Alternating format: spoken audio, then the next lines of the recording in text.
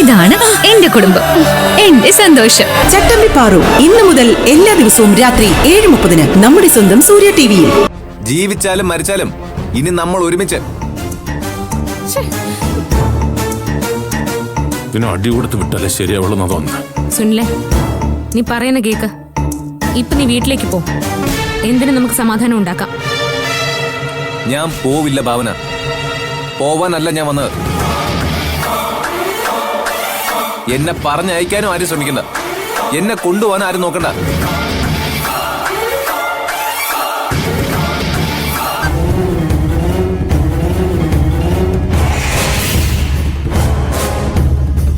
ഈശ്വര, ഇതൊരു തലവേദനയല്ലോ ദേവേട്ട.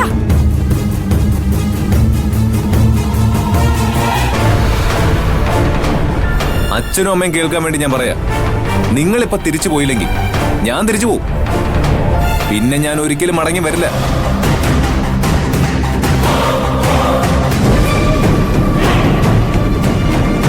പിന്നെ എവിടെയെങ്കിലും പോയിക്കൂടെ?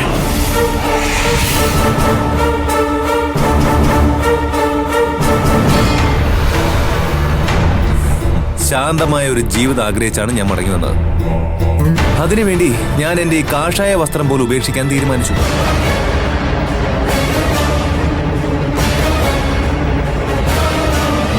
ഇനി ഒരു പുതിയ മനുഷ്യനായി മാനസയോടൊപ്പം ജീവിക്കണം.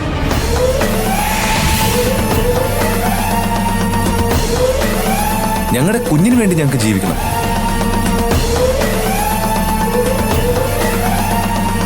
ആന്റി, മര്യാദയ്ക്ക് സുനിലിനെ വിളിച്ചോണ്ട് പോ. ഈ ഞങ്ങളുടെ കുഞ്ഞിനെ എന്തിനാ വിളിച്ച് കൂന്നേ? ഈ കുഞ്ഞിന് മേൽ അവകാശം സ്ഥാപിക്കാൻ ആരും വരണ്ട. ഇത് സൂര്യയുടെയും ഭാവനയുടെയും കുഞ്ഞ.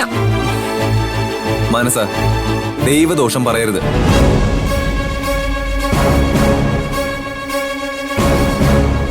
ഞാൻ എന്റെ ജ്ഞാനദൃഷ്ടി കണ്ട സ്വപ്നം ഒരിക്കലും കള്ളമാവില്ല.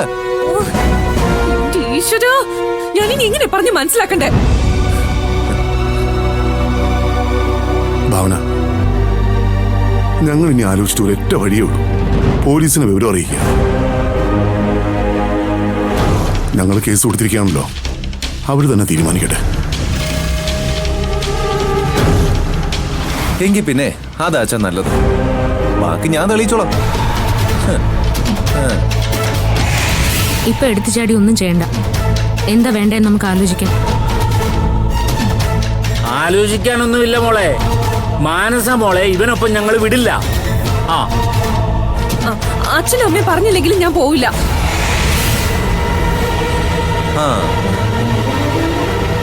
നമുക്കെങ്ങും പോവണ്ട മനസ്സ. ഈ വീട് നിനക്കല്ലേ, നമുക്ക് ഇവിടെ കഴിയാം. ഭാവന, ഇനി ഞാൻ ഇവിടെ നിന്നാലേ ശരിയാവില്ല.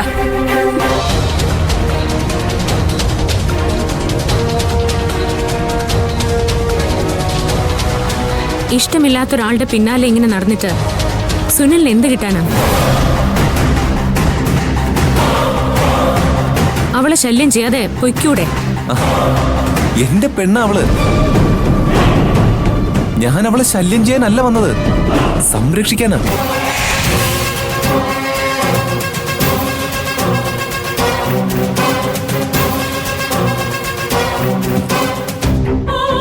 ഭാവന,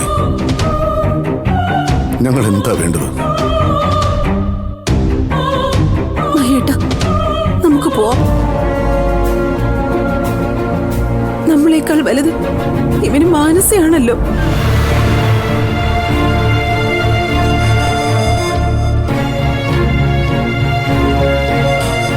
ഇനി ഞങ്ങൾ ഇവിടെ നിന്നിട്ട് കാര്യമില്ല ഭാവന, ഞങ്ങൾ പോവാ. അപ്പോ നീ വരുന്നില്ലല്ലേ? ഇല്ല ചാ, അച്ഛൻ ചെല്ലേ.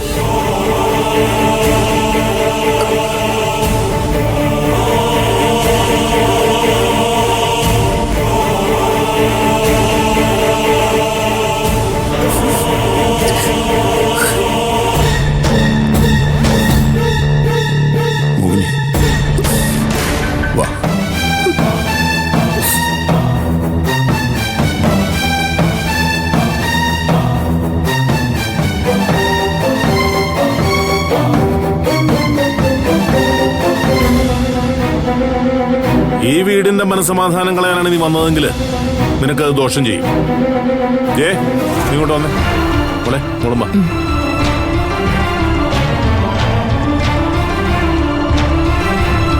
ഭാവന, മാനസ നിങ്ങളോടൊക്കെ കള്ളം പറഞ്ഞതാ. എന്റെ കുഞ്ഞാ മാനസയുടെ വയറ്റിലുള്ളത്. എന്നെ ഒന്ന് വിശ്വസിക്കേ. പരിശുദ്ധമായ ഈ വേഷം ഇട്ടുകൊണ്ട് കള്ളം പറയുന്നത് നീയാ. എന്തായാലും നീ ഇവിടുന്ന് നേരെ ചൊവ്വേ പോകുന്ന തോന്നുന്നില്ല.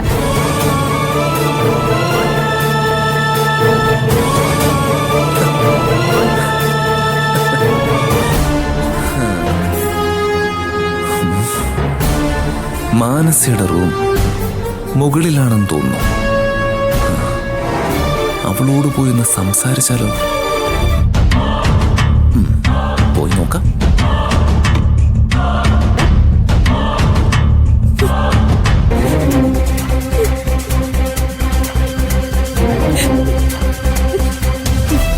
മനസ്സ, എനിക്കറിയാം അന്ന് ഞാൻ തന്നോട് അങ്ങനെയൊക്കെ സംസാരിച്ച ശേഷം ആ ലോക്കറിന്റെ കീ ചോദിച്ചതുകൊണ്ടാ താൻ എന്നോട് പിണങ്ങിയതെന്ന്.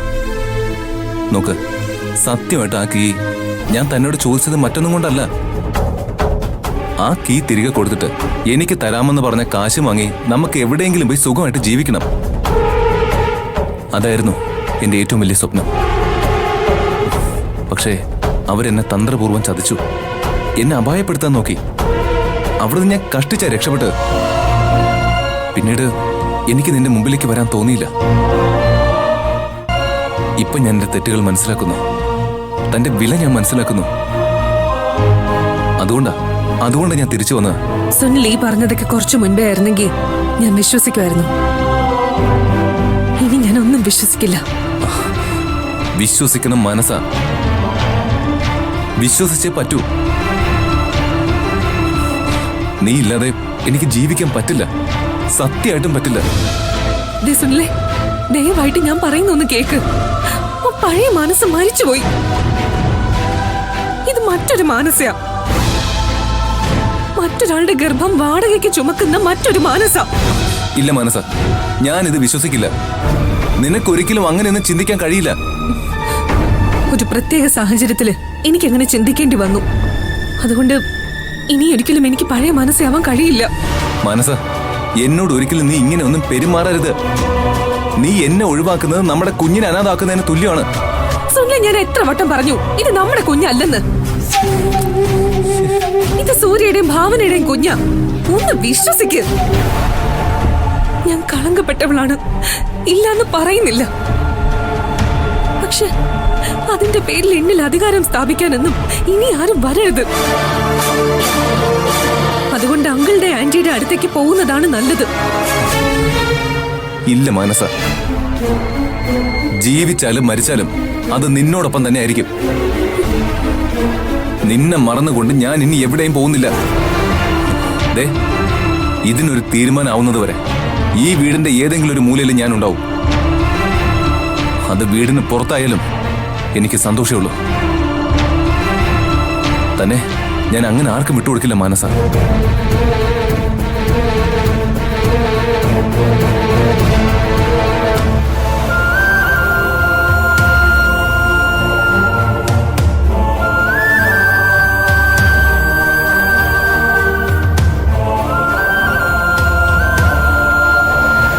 മോള് തന്നെ പറ.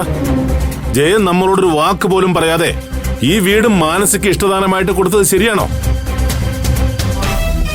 എന്നോട് ആന്റി പറയേണ്ട കാര്യമൊന്നും ഇല്ല ആന്റി. പക്ഷേ അങ്കിളിനോടും സൂര്യോടും പറയണമായിരുന്നു. ഞാൻ പറഞ്ഞില്ലേ, സംഭവിച്ചു പോയി. എന്റെ അപ്പോഴത്തെ മാനസികാവസ്ഥയിൽ ഞാനങ്ങ് ചെയ്തതാ. ഇനിയിപ്പോ സംഭവിച്ചു പോയില്ലേ, അതങ്ങനെ അങ്ങ് വിട്ടേക്കങ്കിൾ.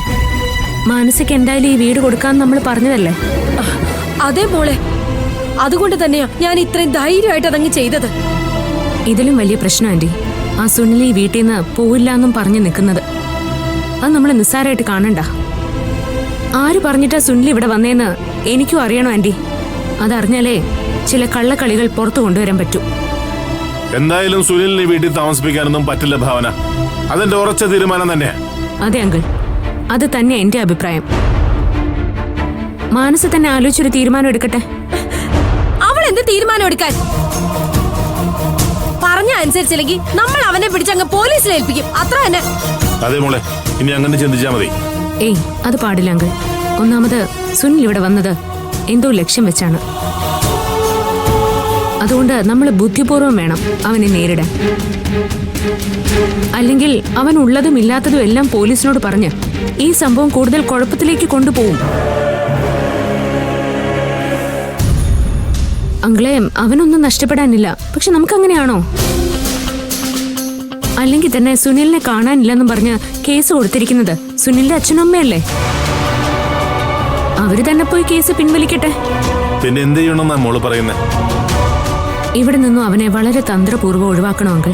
എന്നാൽ മാത്രമേ നമുക്ക് സമാധാനം കിട്ടൂ. ശ്ശോ, ഇതിപ്പോ വലിയൊരു തലവേദനയാവുന്ന തോന്നുന്നു. അതിലൊരു സംശയം വേണ്ട ആന്റി.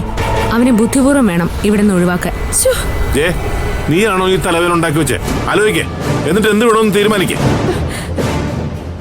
മാറിക്കങ്ങോട്ട്. പോവാ. കണ്ടോളെ, അവക്കറിയാം ഇതെല്ലാം അവളുടെ ബുദ്ധിമോശം കൊണ്ട് മാത്രം സംഭവിച്ചാണെന്ന്. പക്ഷെ അവക്ക് അംഗീകരിക്കാൻ പറ്റില്ലല്ലോ. സൂര്യ വിവരം അറിഞ്ഞ ആകെ ദേഷ്യത്തിലങ്കിളെ. അതെ, അവനും കൂടി ഇവിടെ വേണം മോളെ. എന്തായാലും ഞാൻ അവനെ വിളിക്കാനായിട്ട് അങ്ങോട്ട് വരും. നിന്റെ ആന്റിയെ ബോധ്യപ്പെടുത്തണമല്ലോ. ഇന്നത്തെ കാലത്ത് വിവരവും വിദ്യാഭ്യാസവും നമുക്ക് തന്നെ ഇങ്ങനെയുള്ള അബദ്ധങ്ങൾ പറ്റുന്നുണ്ടല്ലോ മോളെ. വരട്ടെ അങ്കിൾ. എന്തായാലും സുനിൽ തിരിച്ചു വന്നതോടെ മാനസിക അല്പം ആശ്വാസമായിട്ടുണ്ട്. ഇല്ലെങ്കിൽ നമുക്കതൊരു തലവേദനയായി നിന്നേനെ. അത് നേരെ മോളെ. ഒരു ഭാഗത്ത് സുനിലിന്റെ ഫാമിലി, മറുഭാഗത്ത് പോലീസിന്റെ ഇടപെടല്ലേ. ഇത് രണ്ടും ഒഴിവായല്ലോ. അങ്കിളെ, എന്നാ പിന്നെ ഞാൻ അങ്ങോട്ട് പോയിക്കോട്ടെ. സൂര്യോട് പോയി വിവരം പറയട്ടെ. ഇപ്പൊ മോള് ചെല്ലേ. അതെ, അവനോട് പറഞ്ഞേക്ക് ഞാൻ വരുന്നുണ്ടെന്ന്. ശരി അങ്കിൾ, ഞാൻ പോവാ. ശരി മോളെ.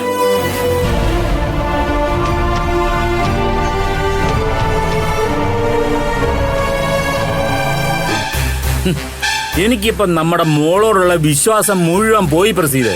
ഒരു കാരണവും ഇല്ലാതെ ഈ സുനിൽ ഇവിടെ വന്ന് ഇങ്ങനെ കാവല് കിടക്കൂ. നമ്മുടെ മോളിന് നമ്മളെ പറ്റിക്കുന്നതായിരിക്കും ആ ചേട്ടാ. ഇനി അവളെ വിളിച്ചിട്ടാണോ സുനിൽ ഇങ്ങോട്ട് വന്നത്? എങ്ങനാണെങ്കിലും നമുക്ക് നഷ്ടമൊന്നും വരത്തില്ലല്ലോ.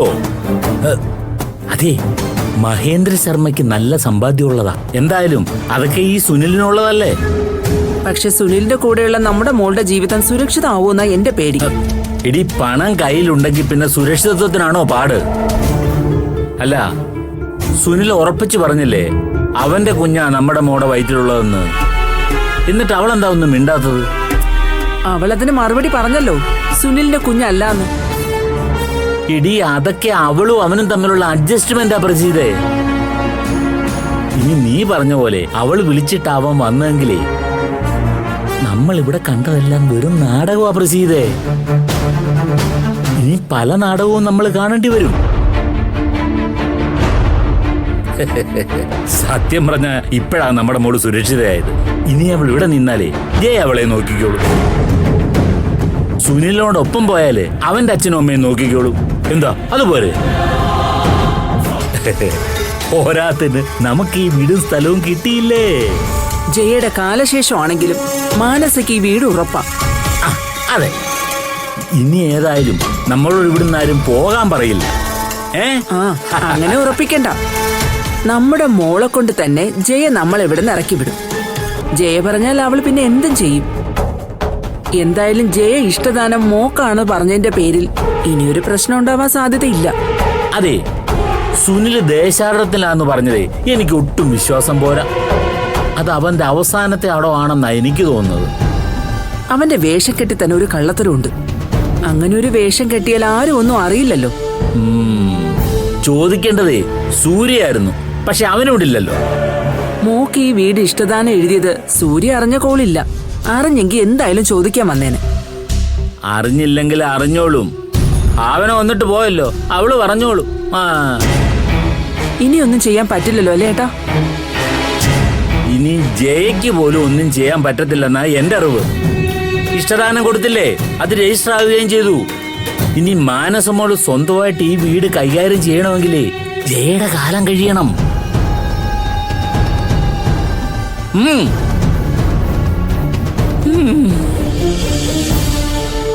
സംഭവാമി യുഗേ യുഗേ.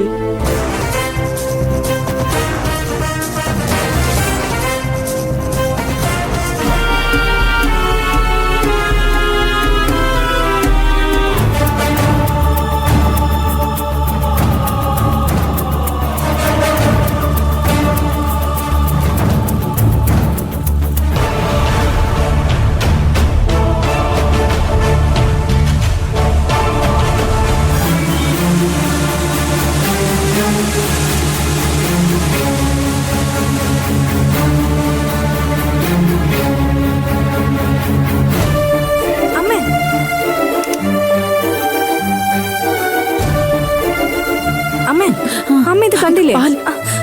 ഞാൻ ഓഫാക്കി. എന്താ അമ്മേ? എന്താ അമ്മേ വല്ലാതിരിക്കുന്നേ? ഞാൻ മോഹനം വന്നതിനെ കുറിച്ച് ആലോചിക്കായിരുന്നു മായ. നമ്മളൊക്കെ എന്ത് മറക്കാൻ ശ്രമിക്കുന്നു അവിടേക്ക് ദൈവം നമ്മളെ കൊണ്ട് എത്തിക്കും. അതാ അമ്മേ ജീവിതം. ആ അങ്കിളിന് പഴയ കാര്യങ്ങൾ ഓർത്തപ്പോ കുറ്റബോധം തോന്നിയിട്ടുണ്ടാവും. അതുകൊണ്ടായിരിക്കും അമ്മേ വന്നത്. ഞാനും എന്റെ കുടുംബവും ജീവിച്ചിരിപ്പുണ്ടോ എന്ന് പോലും തിരക്കാത്തവരെ ഞാൻ എങ്ങനെയാ മായ ഓർക്കേണ്ടത്? എന്റെ മക്കളുടെ അച്ഛൻ നല്ലവനായതുകൊണ്ടാ ഇന്ന് ഞാൻ അഭിമാനത്തോടെ ജീവിക്കുന്നത് തന്നെ. ഒരല്പമെങ്കിലും അനുകമ്പ എന്നോടോ എന്റെ മക്കളോടോ ഉണ്ടായിരുന്നെങ്കിൽ ഒരിക്കലെങ്കിലും അവൻ ഞങ്ങളെ തേടി വരുമായിരുന്നു.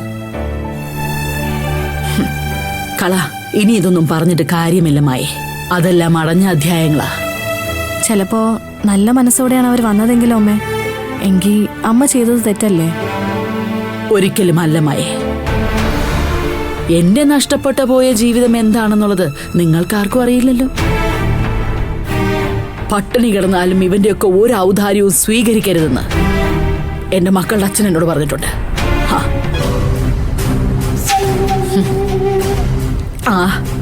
എനിക്ക് കിട്ടേണ്ട സ്വത്തുക്കൾ കൈക്കലാക്കിയതിന്റെ കുറ്റബോധം ചിലപ്പോ അമ്മയ്ക്കും മോനും ഇപ്പൊ തോന്നുന്നുണ്ടാവും. അതുകൊണ്ടായിരിക്കും ചിലപ്പോ ഇങ്ങനെ ഒരു ബോധോദയം തോന്നിയത്. എങ്ങനെയാണെങ്കിലും ആ കുടുംബത്തിലെ ആദ്യത്തെ കല്യാണത്തിന് നമ്മളെ ക്ഷണിക്കണമെന്ന് അവർക്ക് തോന്നിയില്ലേ അമ്മേ? അങ്ങനെയാണെങ്കിൽ ആദ്യത്തെ കല്യാണം മോഹനന്റെ ആയിരുന്നല്ലോ. അന്നേരം ഈ ചിന്ത വരാത്ത എന്താ?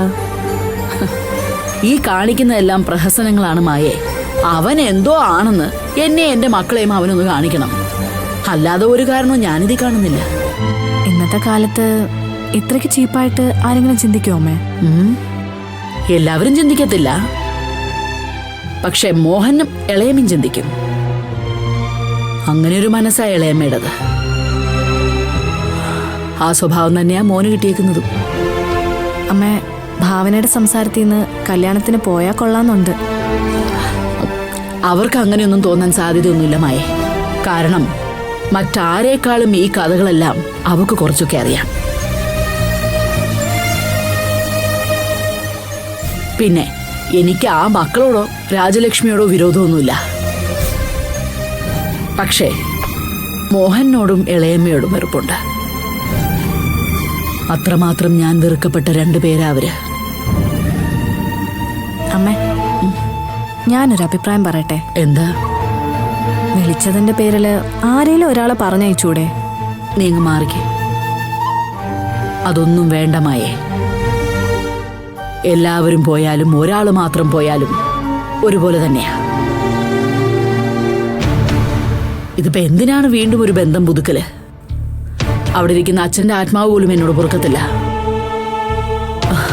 നമ്മളാരും അങ്ങോട്ട് പോകാതിരുന്നാ പിന്നെ നമ്മളെ ശല്യപ്പെടുത്താനോ വരാതിരുന്ന എന്താന്ന് ചോദിക്കാനൊന്നും ആരും വരത്തില്ല. മറിച്ച് ഇപ്പൊ ഒരു ബന്ധം കൂടാൻ പോയാ പിന്നീടത് നമുക്ക് വലിയൊരു തലവേദനയായി മാറും. നിനക്കൊന്നും തോന്നണ്ട, ഇത് ഞാൻ എന്റെ അനുഭവം വെച്ച് പറയുന്നതാ. എന്നാ പിന്നെ അമ്മ പറയുന്ന പോലെ തന്നെ നടക്കട്ടെ. എനിക്കെന്തായാലും കൂടുതലൊന്നും പറയാൻ പറ്റത്തില്ലല്ലോ.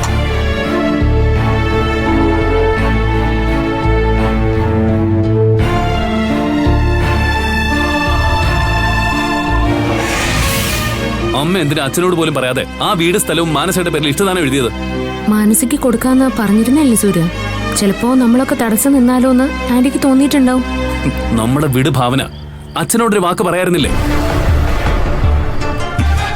അല്ലെങ്കിലും അമ്മയ്ക്ക് ചില നേരത്ത് ഇതുപോലുള്ള വാശികളുണ്ട്. എത്ര പറഞ്ഞാലും അമ്മയ്ക്ക് മനസ്സിലാവില്ല. ഇനി ഇതിന്റെ പേരിലൊരു സംസാരത്തിന് പോണ്ട സൂര്യ. അങ്ങനെ പറഞ്ഞാൽ പറ്റില്ല ഭാവന. ഇനി ആ വീട്ടിൽ നമ്മൾ എങ്ങനെ താമസിക്കും? അതിനിപ്പോ എന്താ സൂര്യ? മാനസ പോലും ആന്റി പറയുമ്പോഴാ ഈ വിവരം അറിയുന്നത്. അല്ലെങ്കിലും ഇഷ്ടദാനം ആന്റിയുടെ കാലശേഷമല്ലേ എഴുതിയിട്ടുള്ളൂ. പിന്നെന്താ? എന്റെ ആഗ്രഹം ഞാൻ പറയാം. ഇപ്പോഴും മാനസയുടെ വയറ്റുള്ള കുഞ്ഞ് നമ്മുടേതാണെന്ന് തന്നെ നമുക്കങ്ങ് വിശ്വസിക്കാം. കാരണം ഇപ്പോഴും മാനസ ആ ഉറപ്പിൽ തന്നെയാ നിൽക്കുന്നത്. അപ്പൊ പിന്നെ സുനിലും മാനസയും തമ്മിൽ ഫിസിക്കലി ബന്ധമുണ്ടെന്ന് അവൻ പറഞ്ഞതോ? ആയിക്കോട്ടെ, അക്കാര്യം മാനസയെ നിഷേധിക്കുന്നില്ലല്ലോ. എന്ന് കരുതി ഇത് സുനിലിന്റെ കുഞ്ഞാവണമെന്നുണ്ടോ? ഭാവന, നീ എന്തൊക്കെയായി പറയുന്നത്? ഇതിനു മുമ്പ് താനീ സംശയം പറഞ്ഞതല്ലേ?